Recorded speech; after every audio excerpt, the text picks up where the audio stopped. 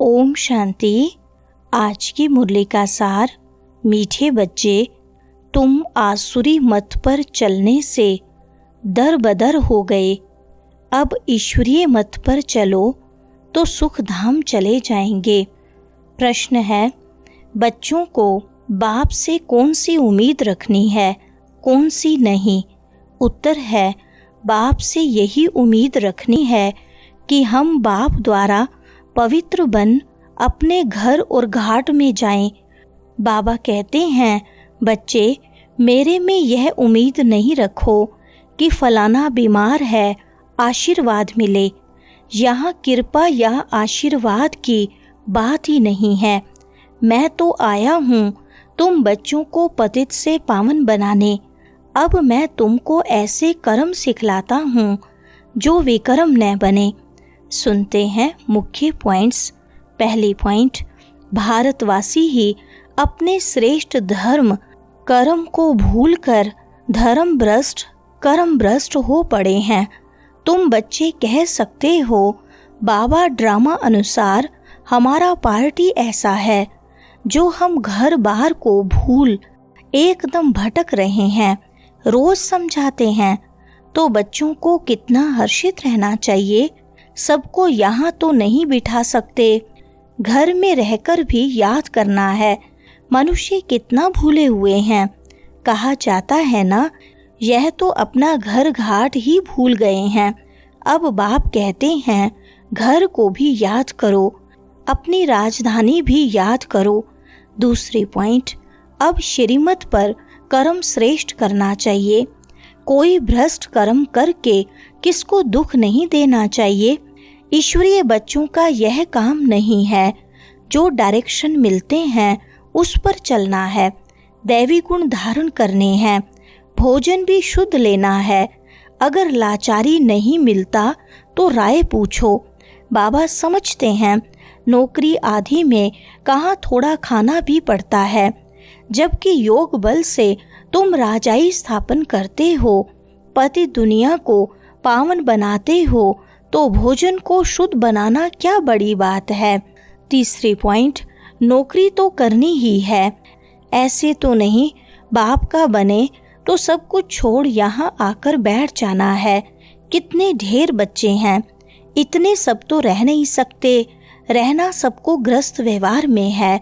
यह समझना है, मैं आत्मा हूँ, बाबा आया हुआ है, हमको पवित्र बनाकर अपने घर ले जाते हैं, फिर राजधानी में आ जाएंगे। यह तो पराया रावण का छीछी घाट है। बाप कहते हैं, अभी मैं तुमको सुजा करने आया हूँ तो श्रीमत पर चलो। चौथी पॉइंट, अभी तुम समझते हो हम बाप को, जो बाप स्वर्ग का मालिक बनाते हैं, उनको भूल गए। अब बाबा सुधारने आए हैं तो अच्छी रीति सुधरना चाहिए ना, खुशी में आना चाहिए। बेहद का बाप मिला है। बच्चों से बात ऐसे करते हैं जैसे तुम आत्माएं आपस में करती हो। है तो वह भी आत्मा, परम आत्मा है, उनका भी पार्ट है। तुम आत्माएं पार्टधारी हो। ऊंचते ऊंच से लेकर नीचते नीच का पार्ट है। पांचवें पॉइंट, भक्ति मार्ग में मनुष्य गाते हैं, ईश्वर ही सब कुछ करते हैं। बाप कहते हैं, मेरा ऐसा पार्ट थोड़ी है जो बीमार को अच्छा कर दूं। हमारा पार्ट है रास्ता बताना कि तुम पवित्र कैसे बनो। पवित्र बनने से ही तुम घर में भी जा सकेंगे, राजधानी में भी जा सकेंगे। और कोई उम्मीद मत रखो, फलाना बीमार है, आशीर्वाद मिले। नहीं, आशीर्वाद कृपा आदि की बात मेरे पास कुछ भी नहीं। उसके लिए साधु संतों आदि के पास जाओ। तुम हमको बुलाते ही हो कि हे पतित पावन आओ, आकर हमको पावन बनाओ, पावन दुनिया में ले चलो।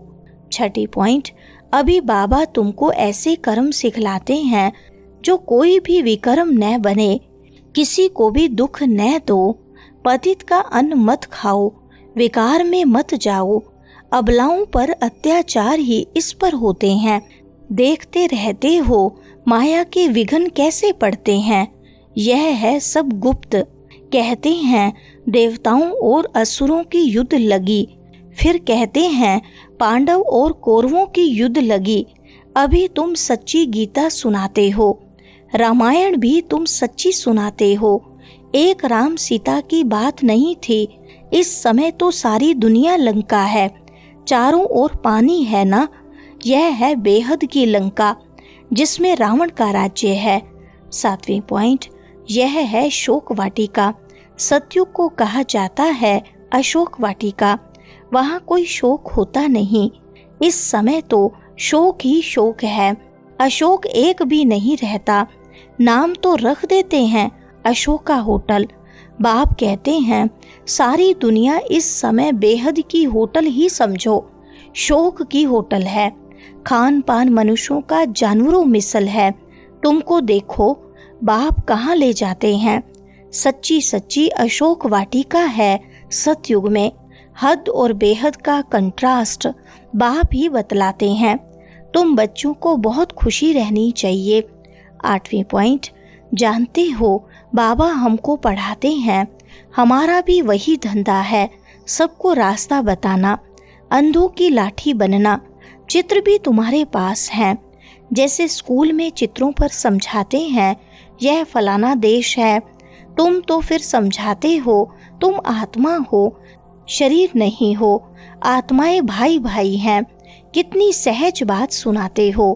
बाप कहते हैं तुम सभी आत्माएं भाई भाई हो ना, गॉड फादर कहते हो ना, तो कभी भी आपस में लड़ना झगड़ना नहीं चाहिए। हम शिव बाबा के बच्चे सब भाई भाई हैं, प्रजापिता ब्रह्मा के बच्चे भाई बहन हैं। हमको वर्षा दादे से लेना है, इसलिए दादे को ही याद करते हैं। 9वें पॉइंट, बाप कहते हैं अपने को आत्मा समझ बाप को याद करो और सर्व संबंधों को हल्का करते जाओ। 8 घंटा याद रखनी है, बाकी 16 घंटे में आराम व धंधा आदि जो करना है सो करो। मैं बाप का बच्चा हूँ यह नहीं भूलो। ऐसे भी नहीं यहाँ आकर हॉस्टल में रहना है, नहीं, गृहस्थ व्यवहार में बाल बच्चों के साथ रहना है। बाबा पास आते ही हैं रिफ्रेश होने। हम प्रजापिता ब्रह्मा की संतान बी के हैं, सन्यासियों के शिष्य बनते हैं। अगर वह सन्यासी कपड़ा पहन लेवे तो नाम बदली हो जाता है। यहाँ भी तुम बाबा के बन गए तो नाम रखे ना बाबा ने। कितने भट्ठी में रहे थे, इस भट्ठी का किसको पता नहीं। शास्त्रों में तो क्या क्या बातें लिखी हैं, फिर भी ऐसा ही होगा। 10वीं पॉइंट, बाप आकर अपना परिचय देते हैं।